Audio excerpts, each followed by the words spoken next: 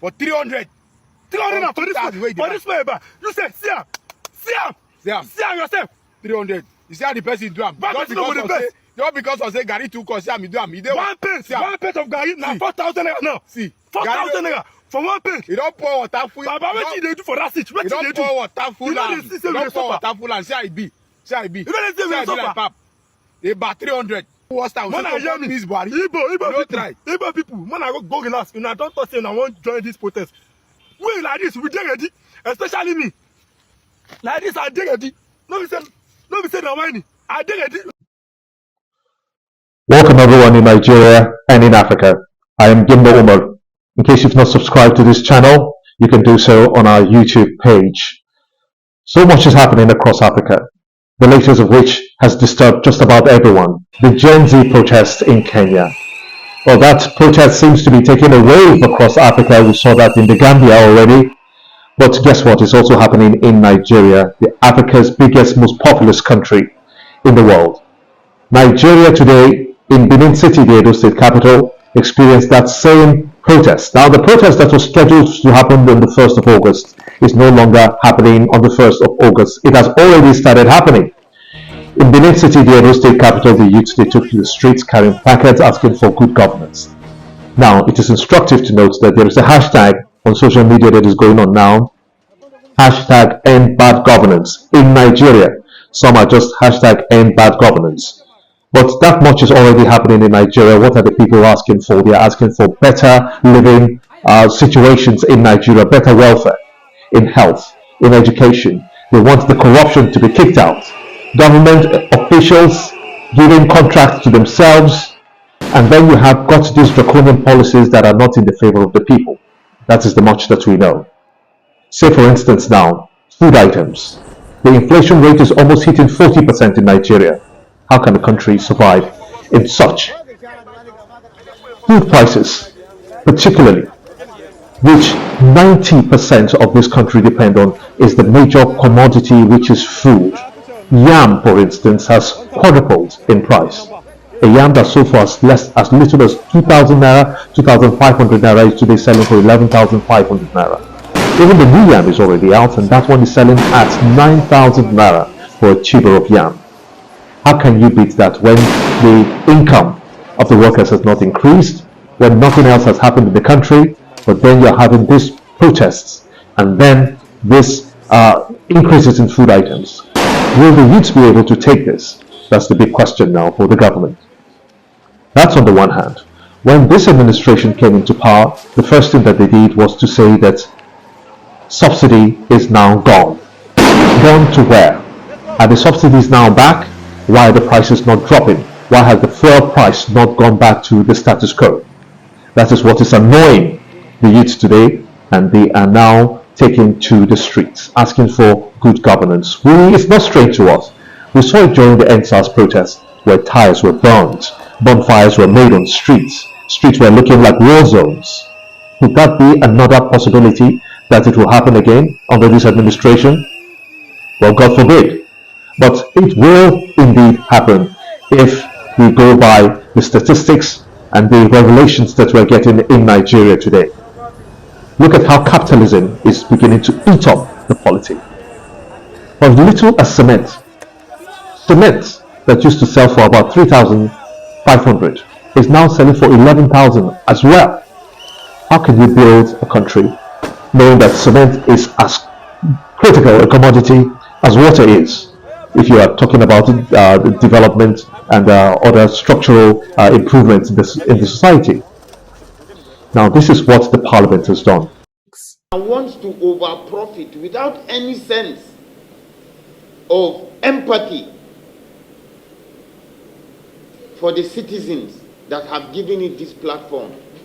I think it calls for a rethink of the position of the government. Your colleague has just left here, and they are ready to appear. Are they not cement manufacturers? A date we're going to give to them. Dangote, my ruling is simple. The law has given us the necessary powers. But just as I said, we owe you a duty of care. We're going to give you one more chance. We're going to communicate a date. Failure to comply with that date, and subpoena will be issued. A warrant of arrest will be given for you to cause appearance before the National Assembly. No single individual is bigger than the parliament.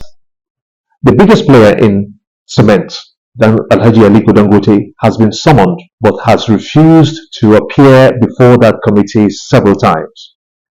What will the Parliament do in this instance? Go ahead with the powers that enables you to arrest just about anyone and summon them before you to do the right thing. Find out why has the prices of cement continued to increase. We have them in the necessary natural resources. We have them in Edo State, for instance. We have got that lime deposit. Just so much that can supply the whole of Africa, we understand.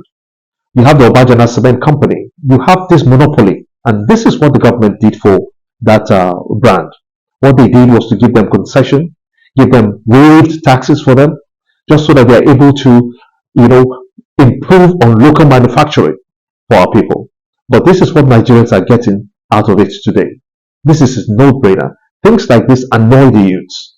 When you have a youth population, no one can boast of a house for themselves. They're sleeping under the bridges here in Lagos. That is preposterous. A government must be very sensitive to the youths, must be sensitive to the plight of the people of this country. And need I say, the moment we lose sight of that, that is when we're beginning to invite chaos. Chaos is already happening in Nigeria.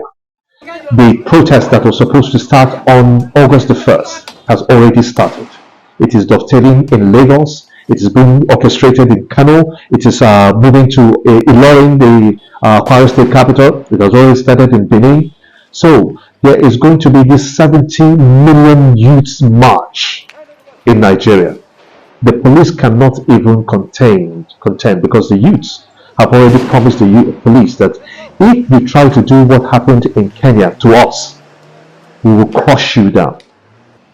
Now that spells chaos to anyone who is listening. Can Nigeria avert? Can we go beyond corruption? Can we go beyond corruption and make sure that we are able to embrace the youths, bring policies that will enhance them, not to subvert them? That is the biggest concern, and that is the biggest challenge for this administration. Is Mr. President Bola Ahmed Tinubu able to get the real information in the villa there? Are the people who surround him giving him the right kind of information? This has always been the case.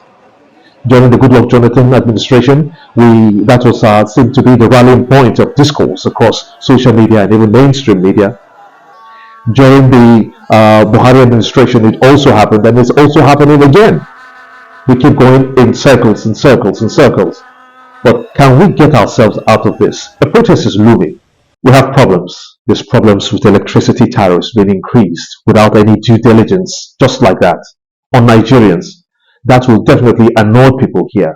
There's also strikes on the nation's tertiary institutions, talking about the universities. SANU and ASU are striking. You also have got this subsidy removal that is crippling the economy. You also have got stifling measures that are taken by the institutions just about across the board. Everything seems to not be working in Nigeria. That is the main grounds for the youth to occupy Nigeria. This is not the best of times for this country at the moment. People can barely feed. People cannot eat, and even what they earn cannot even buy them anything. You're having to pay 4 times to buy anything that you bought during the President Muhammadu Buhari administration. No, we're not saying that the problem started there. The problem started way back when we started to not produce locally in our country, when insurgency became the order of the day, when insecurity was looming just about everywhere, when farmers could not go to their farms anymore to farm and produce food for our country. There is food security problems now. As a matter of fact, there ought to be an emergency called upon in the food sector, just so that Nigeria will be able to survive. The government has done one thing, and people feel that it is right. And I want to commend them also for taking this very drastic step. they have sent 20 trailers of rice. Each trailer contains about 1,200 bags of rice. That is 50 kg rice, 25 kg rice. They have sent 20 trucks to each state, including the FCT, just to try to, get to the most vulnerable. That's what they put it, to get to the most vulnerable and feed them. This is the same thing that Professor Usman Yusuf has been saying, that flood the markets with food, flood the markets with food. Don't forget that the free trade agreement, the Africa Free Trade Agreement, allows other African countries to bring in food into Nigeria. But because we want to grow our local capacity, which I've not seen happening, because there's no encouragement given to the youth to even go into the farms. There's insecurity when the farmers go to the farms to farm. They're afraid of their lives being taken by these criminal elements. What can we do as a people to arrest this? And that is why we need better leadership. That is why we need better governance. Things that we can see that Nigeria is moving from one step to the other. From the last elections, has Nigeria actually moved to a better step, to a better space? Has Nigeria moved to a better space? You tell me that in the comment section. But these are the troubles, these are the realities that we face today. Inflation has gone up to about 40% in Nigeria. Unemployment rate is just so high. Youths don't have work to do. Then how will they make money?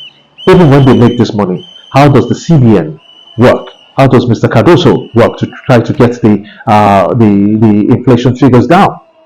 How do the monetary policies work together in harmony to ensure that Nigeria becomes a better place, not a worse place from where we're coming from?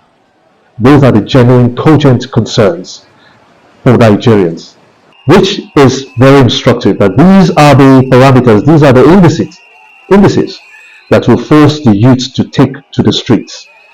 If Nigeria knows what is good for it, it better act quick and act now. Thank you.